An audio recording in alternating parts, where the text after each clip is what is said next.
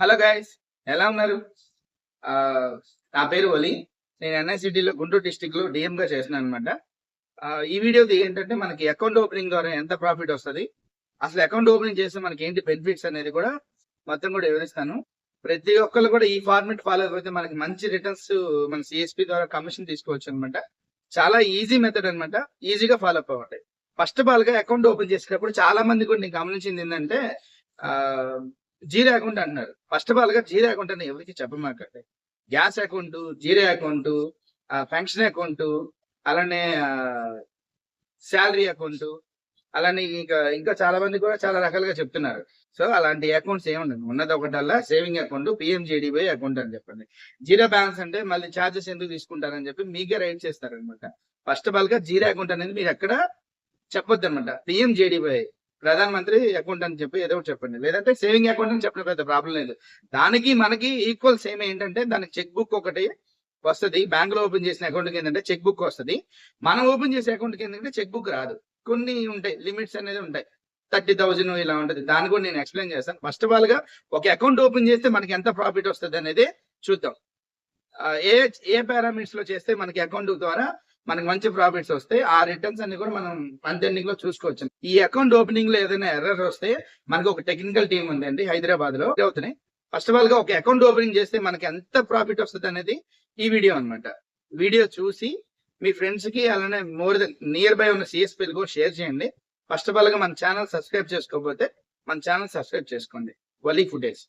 ఓకేనా, వీడియోలోకి వెళ్దాము. అకౌంట్ ఓపెనింగ్ ఫస్ట్ మనం ఏం చేయాలంటే ఫస్ట్ ప్రాసెస్ ఏంటంటే ఇనిషియల్ డిపాజిట్ చేయాలి. ఇప్పుడు మనం కేవైసీ ద్వారా అకౌంట్ చేస్తాం కదా, ఇనిషియల్ డిపాజిట్ చేయాలి.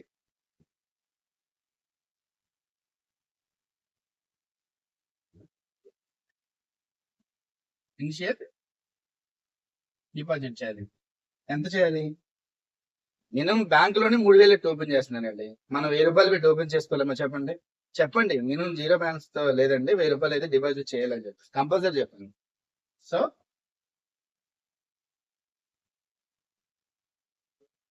1,000 రూపాయలు. నెక్స్ట్ ఏంటి, మనకి అకౌంట్ ఓపెన్ అయిపోద్ది కదా, సక్సెస్ఫుల్ గా అకౌంట్ సక్సెస్ అవుతుంది. కంపల్సరీగా ఫెయిల్ అవుతుంది ఏం లేదు, చిన్న చిన్న ఎర్రర్స్ ఉంటాయి, అన్ని క్లియర్ చేసుకోండి. 1,000 రూపాయలు ఇన్షియల్ డిపాజిట్ పెట్టండి. దానికి ఇన్సూరెన్స్ పెట్టండి. ఎస్బీఐ పెట్టండి. ఇన్సూరెన్స్ ఇది 20 రూపాయలు ఉంటుంది. మనకు 1 రూపీ కమిషన్ వస్తుంది. ఏంటి ఇంత తక్కువ ఉంది అనుకుంటున్నారా? అది ఇన్సూరెన్స్ 20 రూపాయలు, మీకు రూపాయి కూడా ఎంత వస్తుంది చెప్పండి కదా. సో నెక్స్ట్ ఏంటి, పిఎం జేజీబీవై. ఇది వచ్చేసి 436 రూపాయలు ఎంత ఉంటది. సో మనకు వచ్చేసి ఏంటంటే 31 రూపీస్ కమిషన్ వస్తుంది. నెక్స్ట్ 4 వచ్చేసి ఏపీవై 70 రూపీస్ దాకా వస్తుంది. ఇది ఏజ్ ని బట్టి ప్రైస్ ఉంటుంది.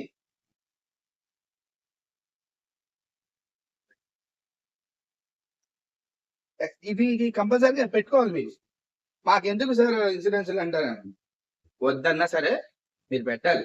వాళ్ళకి ఎక్స్ప్లెయిన్ చేయాలి. మీరు బలవంతంగా పెట్టొద్దు. కానీ 1,000 రూపాయలు వేస్తున్నారు కదా, బ్యాంక్ లో ఓపెన్ చేసిన అకౌంట్ వాళ్ళు పాయ కానీ అన్ని కామన్ గా పెట్టేస్తున్నారు. బ్యాంక్ లో అడగరు, సిఎస్పీ లో కొద్దిగా అడుగుతారు, కానీ మనం వాళ్ళకి ప్రాపర్ గా ఎక్స్ప్లెయిన్ చేయాలి. ఇప్పుడు ఈ రోజుల్లో 20 రూపాయల ఇన్సూరెన్స్ అనేది చాలా సింపుల్. అలానే 430 రూపాయలు ఎలా చనిపోయినా సరే నామినీకి 2 లక్షలు వస్తున్నాయి కదా, ఇది చెప్పండి వాళ్ళకి.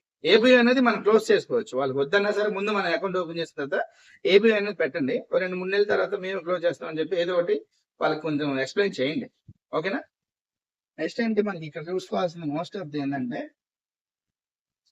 పాస్బుక్ తీసుకున్నాను కదా, పాస్బుక్ ఇస్తారు కంపల్సరీ. పాస్బుక్ తీసుకున్న తర్వాత మన కాడికే వస్తారు కదా. దానికి ఏంటంటే మనం 1,000 రూపాయలు వేసాం కదా, దాన్ని చిప్ ద్వారా విత్డ్రా చేయండి. మీ 1,000 రూపాయలే కాబట్టి మనకు 5 రూపాయలు కమిషన్ వస్తుంది. విత్డ్రా చేశారు కదా, దాని తర్వాత మనీ ట్రాన్స్ఫర్ చేయండి. మనీ ట్రాన్స్ఫర్ చేసుకుంటే మళ్ళీ ఒక 5 రూపీస్ వస్తుంది. దాని తర్వాత మళ్ళీ ఏఈ బేస్ డిపాజిట్ చేయండి. ఏఈ బేస్ డిపాజిట్ అని మీకు తెలుసు, ఆధార్ ద్వారా డిపాజిట్ చేయాలి, దానికి 5 రూపీస్ వస్తుంది. ఇంకో ట్రాన్సాక్షన్ కూడా చేయొచ్చు, ఏఈ బేస్ విత్డ్రా. ఇప్పుడు ఏఈ బేస్ డిపాజిట్ చేసాం కదా, దీనికి ఇంకోటి ఏంటంటే మనకి ఏఈ బేస్ విత్డ్రా ఇంకో 5 రూపీస్ వస్తుంది. ఇక్కడ మనకు 5 రూపీస్ తీసుకొని విధంగా 20 రూపీస్ వస్తుంది. ఏది ఫస్ట్ రోజుని అకౌంట్ నెంబర్ కూడా మనకి ఆటోమేటిక్ గా ఫస్ట్ రోజే వచ్చేస్తుంది. సో చాలా సింపుల్ ఇది.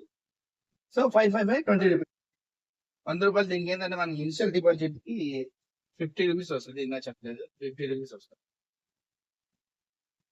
మనం ఇంతవరకు చెప్పుకున్నాం కదా.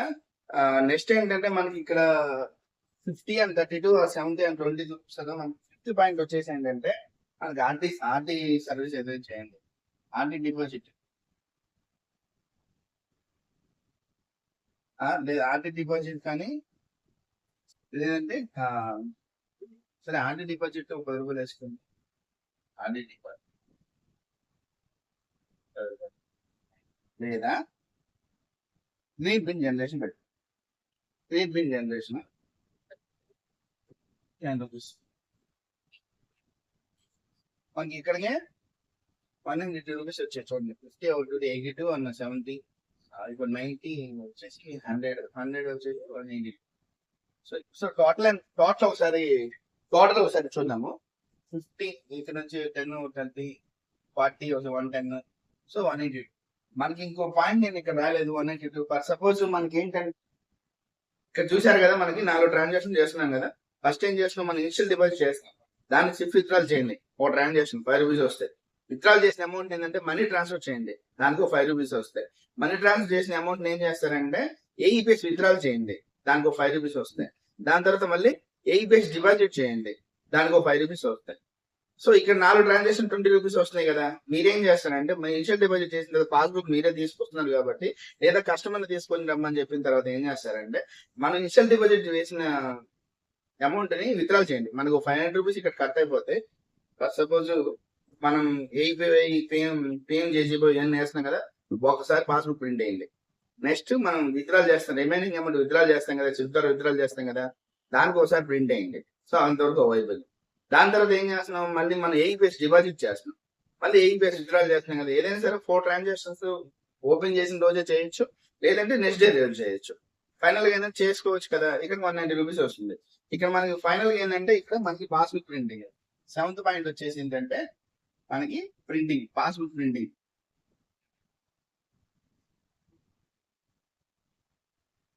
దీనికి మనం 3 సార్లు ట్రాన్సాక్షన్ చేస్తున్నాం కాబట్టి యావరేజ్ గా మనం 5 రూపీస్ ప్రింటింగ్ 5 రూపీస్ ఉంది కాబట్టి అదే రోజు చేస్తున్నాం కాబట్టి మేము 10 రూపీస్ వేస్తున్నాం.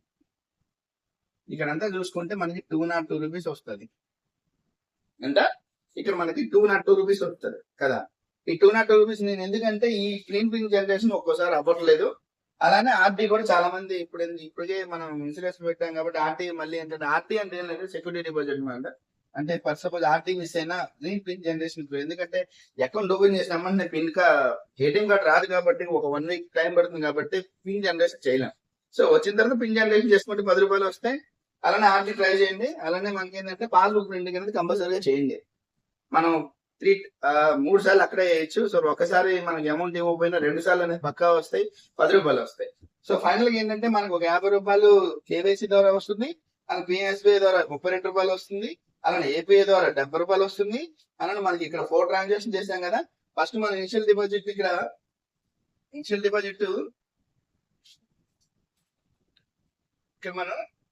డిపాజిట్ 1000 రూపాయలు వేసాం కదా, మనకి 50 రూపాయలు వస్తుంది. ఇది మేబీ 60 రూపీస్ కూడా అయినట్టుగా ఉంది, కానీ నా రిపోర్ట్స్ ప్రకారం ఏంటంటే 50 రూపాయలే ఉంది. దాని తర్వాత ఏంటంటే ఇక్కడ మనకి పిఎస్బిఐకి 1 రూపాయి, అలానే దీనికి 31 రూపీస్ 32 రూపీస్ వస్తుంది. అలానే ఏపీఐ చూసారు కదా 70 రూపీస్ పక్కా వస్తుంది. కాకపోతే ఇక్కడ మీరు 1000 రూపాయలు ఫంక్షన్ పెట్టాను కాదు, 5000 రూపాయలు ఫంక్షన్ ప్లాన్ చేయండి, 70 రూపీస్ అనేది వస్తుంది. అలానే మనకి 4 ట్రాన్సాక్షన్ పక్కా 20 రూపీస్ అనేది పక్కా వస్తుంది. అలానే మనకి ఏంటంటే ఆర్టీ డిపాజిట్ కానీ 10 రూపాయలు వస్తుంది. అలానే pin generation, ATM pin generation అనమాట, దీనికి 10 రూపాయలు వస్తుంది. అలానే వీటన్నిటి మనం చేసే మధ్యలో 3 టైమ్స్, అంటే ఇప్పుడు ఫర్ సపోజ్ ఈ 2 ట్రాన్సాక్షన్ చేసినప్పుడు కానీ, ఈ 2 ట్రాన్సాక్షన్ చేసినప్పుడు కానీ, లేదంటే ఈ రెండు ట్రాన్సాక్షన్ చేసేటప్పుడు కానీ 3 times ప్రింటింగ్ వేసుకుంటే మనకి ఇక్కడ 10 రూపీస్ వస్తాయి. ఇవన్నీ చూసుకుంటే మనకి 202 రూపీస్ వస్తుంది. సో ఇందులో మనకి ఏదైనా ఒకటి మిస్ అయినా సరే పక్కా 190 రూపీస్ అనేది పక్కా వస్తుంది అనమాట. సో ఇది మాత్రం మీరు అచీవ్ చేసుకుంటే పక్కా ఎంత వస్తుందో మీరే ఆలోచించుకో. 30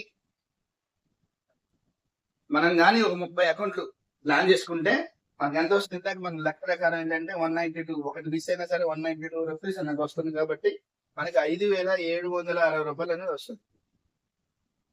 5,760 రూపాయలు ఒక అకౌంట్స్ లోనే మీకు 5,760 రూపాయలు వస్తుంది. ప్రాపర్ గా ప్లాన్ చేసుకుంటే ఈ నెలలో ఒక 10 అకౌంట్లు పెంచండి. లేదు సరే 20 అకౌంట్స్ చేసుకున్నా సరే ఇందులో సగం వస్తుంది కదా. మాక్సిమం రోజుకి వచ్చి ఒక అకౌంట్ కూడా చేసుకోకపోతే అనవసరం కదా. సో అకౌంట్ ఓపెనింగ్ లో కొన్ని ఎర్రర్స్ ఉన్నాయి, నేను కాదంటలేదు.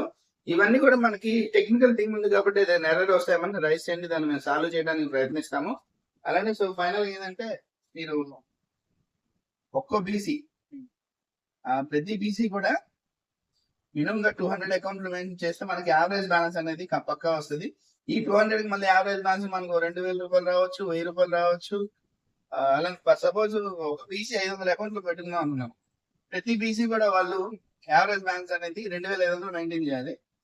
ఈ 2,500 మెయింటైన్ చేస్తే మనకు ఒక 3,000 నుంచి 5,000 కూడా మనకు ఒక కమిషన్ వస్తుంది. దీన్ని అకౌంట్ యావరేజ్ బ్యాలెన్స్ అంటారు.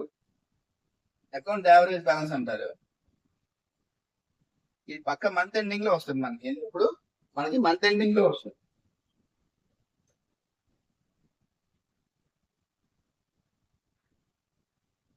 మంత్ ఎండింగ్ లో వస్తుంది ఒకసారి చూసుకోండి. ఫస్ట్ ఆఫ్ ఆల్ గా మన ఐడికి ఎన్ని అకౌంట్లు అనేది ఒకసారి చెక్ చేసుకోండి. ఎందుకంటే చాలా మందికి రీప్లేస్మెంట్ ఐడీలే ఉన్నాయి కాబట్టి మన ఐడికి అసలు ఎన్ని అకౌంట్లు అనేది కూడా చెక్ చేసుకోండి. అకౌంట్ ఓపెనింగ్ లో మనకి ఇంత ప్రాఫిట్ అనేది మీకు అర్థమైంది అనుకుంటున్నాను. ఏదైనా అర్థం కాకపోతే మళ్ళీ ఫస్ట్ నుంచి ఒకసారి చూడండి. అలానే ఏదైనా డౌట్స్ ఉంటే మన టెక్నికల్ టీం ఉంది. ఇండివిజువల్ గా అకౌంట్ ఓపెనింగ్ ఇంకా రావట్లేదు సార్ మాకు అనుకుంటే ఏదైనా వీలుంటే నాకు ఒకసారి కాల్ చేయండి. యాజ్ అన్ అన్ పాసిబుల్ ఉంటే మాత్రం నేనే ఆల్ డ్రైవర్ తీసుకుని మీకు అకౌంట్ ఓపెనింగ్ ఎలా చేసుకోవాలి ఏంటనేది చూపిస్తాను. సో ఇక్కడ ఏంటంటే ఈ ప్రాఫిట్స్ చెప్పాను కదా, అసలు అకౌంట్ ఓపెనింగ్ ఎలా చేసుకోవాలనేది కూడా చాలా మందికి డౌట్స్ ఉన్నాయి. చాలా మంది కూడా అసలు అకౌంట్స్ ఓపెన్ చేయట్లేదు. అలాంటి వాళ్ళకి ఏంటంటే నేను అకౌంట్ ఓపెనింగ్ కూడా మనకు ఒక వీడియో ఉంది. ఆ అకౌంట్ ఓపెనింగ్ ఎలా చేశారనేది ఆ వీడియో కూడా ఒకసారి చూస్తే మనకి ఈ ప్రాఫిట్ అనేది ఎలా వస్తుందని చూసుకోవచ్చు. పక్కా ఇనిషియల్ డిపాజిట్ మాత్రం 1,000 రూపాయలు వేస్తే ఇదంతా చేయడానికి మనకు అవకాశం ఉంటుంది. లేదు అనుకుంటే ఒక 500 రూపాయలు వేసినా సరే మనకి ఇవన్నీ చేసుకోవచ్చు.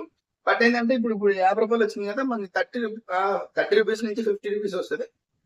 ఇనిషియల్ డిపాజిట్ అనేది మనకు 1,000 రూపాయలు వేస్తే 50 రూపాయలు వస్తుంది. లేదు మనకి 500 వేస్తారనుకుంటే ఏంటంటే మనకు ఒక 500 వేసినా సరే మనం ఏపీవై, పిఎస్బివై అండ్ పిఎంజేజీబై ఈ మొత్తం కూడా 3 కూడా పెట్టుకోవచ్చు. దాని తర్వాత పాస్బుక్ తీసుకొచ్చిన తర్వాత మన కాడ ఉన్న డబ్బులు అయినా సరే ఒక 500 వేసి ఒక 4 ట్రాన్సాక్షన్ చేసుకుంటే మనకి ప్రాఫిట్ అనేది పక్కా వస్తుంది. సో అర్థమైంది అనుకుంటున్నాను. Thanks for watching. Bye bye.